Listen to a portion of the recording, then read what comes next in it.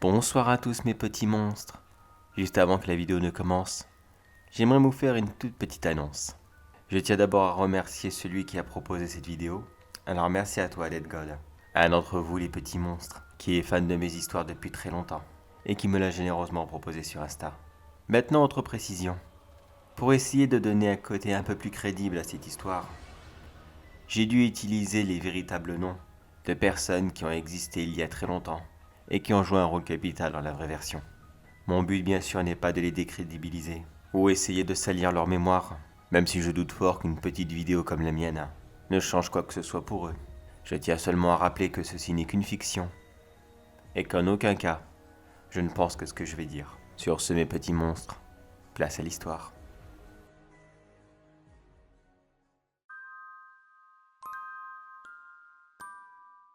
Alors, voyons, comment est-ce que je vais écrire cela?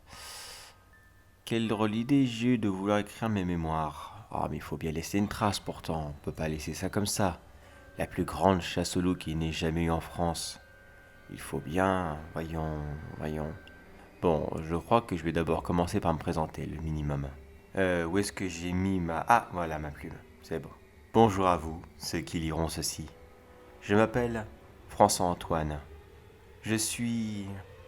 Est-ce que je l'écris ou pas? Oh oui, puis de toute façon, je suis plus à ça près. Je suis arquebusier, au service du roi de France. Ah, je vais peut-être devoir faire une petite précision à ce moment. Les arquebuses ne sont plus une arme très utilisée, et j'ai peur que si ce texte est retrouvé dans très longtemps, beaucoup de gens buglent là-dessus. Je suis un genre de propriétaire d'ancêtre du fusil, si vous préférez. Je ne suis pas un fusilier, mais je n'utilise pas un lance-pierre pour autant. Disons que par rapport à eux, j'en ai une plus petite. Phrase à double sens là. Bon, tant pis, je laisse quand même. Dans notre actuelle région du Gévaudan, une bête mystérieuse s'est attaquée à la population. Elle a en tout fait 124 victimes, essentiellement des femmes et des enfants. Cela a duré plusieurs mois, entre les différentes battues organisées par les locaux, jusqu'à celle d'hier, dont j'ai participé, et qui m'a valu bien sûr le titre de grand sauveur, celui qui a abattu la bête avec une simple balle en argent. D'après la population, et les quelques témoins qui, d'après eux, étaient là pour voir un grand héros mettre fin à ce carnage. Faut vraiment les écouter un soir quand on s'ennuie. Surtout quand ils ont commencé à boire. C'est marrant d'ailleurs, à chaque fois que vous les écoutez, il y a toujours un truc en plus, quelque chose d'exceptionnel. La première fois j'avais utilisé soi-disant des balles en argent. Bah bien sûr que non, je n'ai pas utilisé ça. Vous avez déjà tiré avec une balle en argent, vous? Je peux vous garantir que ce n'est vraiment, mais alors vraiment pas précis. Même à 10 mètres, si vous essayez de viser quelque chose droit devant vous, vous avez autant de chances de réussir à vous toucher le doigt de pied que quelque chose qui se trouve vraiment au plafond. Non, je crois que la meilleure, c'était la dernière fois. D'après eux, j'avais réussi à toucher la bête en plein cœur et au moins 100 mètres. Mais qu'est-ce qu'il faut pas entendre des fois? Bon, j'avoue, moi, ça me dérange pas. Au contraire même, je me sens important au milieu de cette population. Et ça leur change énormément la vie. Vous imaginez bien que, depuis tout ce temps, que cette bébête était là dans les bois, à attaquer aléatoirement la population, alors qu'il n'arrêtait pas de demander de l'aide au roi, il n'avait plus trop d'estime envers lui. Et cela devenait très important, que l'un de ses propres soldats se débarrasse d'elle. Mais vous voulez que je vous confie un petit secret? Un tout petit secret. Oh, et puis, à qui vous allez bien le répéter de toute façon. Si vous n'êtes qu'un paysan et que vous êtes tombé sur ce papier, il y a de grandes chances que vous ne savez même pas lire. Quand bien même vous sauriez lire, et que vous avez envie de raconter cela à la population, qui vous croira? Je crois que je vais commencer par vous dire quelle était la vérité dans cette histoire. Voyons, qu'est-ce qui était vrai? La bête? Le fameux loup? Non, pas du tout. Il n'était pas vrai. Beaucoup ici ne connaissent pas les animaux qui vivent hors de la France. Cette fameuse bête en question est certes de la même taille qu'un loup. Mais réfléchissez, avez-vous déjà donné à manger à un chien? Bien sûr, un chien du même gabarit qu'un loup. Essayez donc de lui donner des os, aussi solides que des vertèbres, car d'après les témoins, les victimes seraient très souvent décapitées. Mais un chien, ou même un loup, n'aurait pas la force de faire ça. C'était déjà le premier indice, pour faire comprendre aux gens que non, les loups n'avaient rien à voir dans l'histoire. Et pourtant, croyez-moi qu'il y a eu un très beau massacre ces derniers jours. Je me demande même si on reverra des loups en France un jour. Si vous connaissez un peu la faune mondiale, je vais vous donner un petit indice sur ce qu'était réellement cette bête.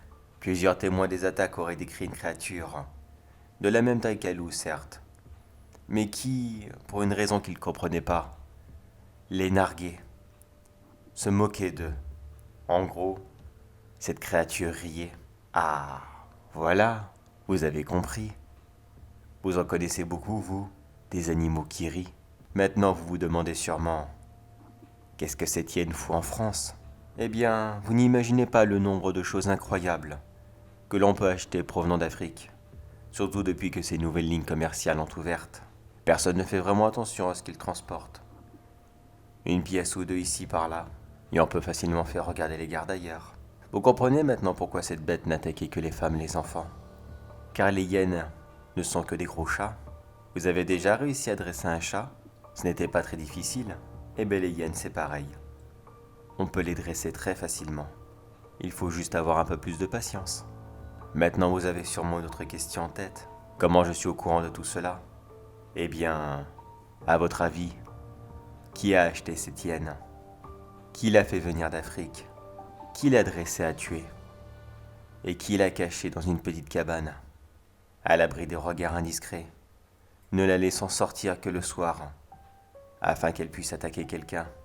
Et même mieux encore, qui lui a montré les cibles à attaquer? Eh oui, c'était moi. Pourquoi l'ai-je fait? Disons que mes employeurs sont des gens un peu spéciaux. Mais laissez tomber, je ne vous dirai pas qui. Non, je n'ai vraiment pas envie de les dénoncer. Ils m'ont donné une très belle somme d'argent. Et comprenez que j'aimerais bien l'utiliser avant de mourir. Sinon, j'aurais fait ça pour des prunes. Sachez seulement une seule chose sur eux. Qu'importe à quelle époque vous lirez cela, croyez-moi que leur groupe existera toujours. Et le pire dans cette histoire, vous ne vous méfierez même pas d'eux. Vous les verrez pourtant. Vous saurez qu'ils sont différents. Mais cela ne vous viendra même pas à l'idée d'imaginer que ces personnes sont mauvaises et qu'ils ont déjà eu par le passé les pires intentions qu'on ne peut imaginer. Eh bien, vous n'imaginez pas comment ça peut soulager d'écrire cela. Ça m'enlève comme un poids sur la conscience. C'est vraiment magique. Ah oui, dernier petit détail. Pourquoi ai-je tué la bête? Disons simplement qu'elle devenait encombrante. Mes employeurs pensaient que cela était terminé, qu'ils avaient récupéré tout ce qu'ils avaient besoin. Par rapport à la population locale, l'exemple était fait. Les massacres pouvaient donc prendre fin. Alors je l'ai tout simplement attaché à un arbre et je lui tirai dessus à bout portant. Manque de chance pour moi. Un ou deux trous du cul sont arrivés et ont vu toute la scène. Mais ils ont eu tellement peur que j'ai largement eu le temps de détacher la hyène et de leur faire croire que j'avais mené un énorme combat contre elle, afin de libérer le Gévaudan. Ces idiots ont tout gobé, et aujourd'hui encore, ils crient mes louanges. Voyons voir, il est quelle heure? Oh, 20 heures passées. Je suis sûr que là maintenant ils sont à la taverne, à chanter mes exploits entre deux verres. Décidément, je ne me lasserai jamais. Signé François-Antoine, le sauveur de la France.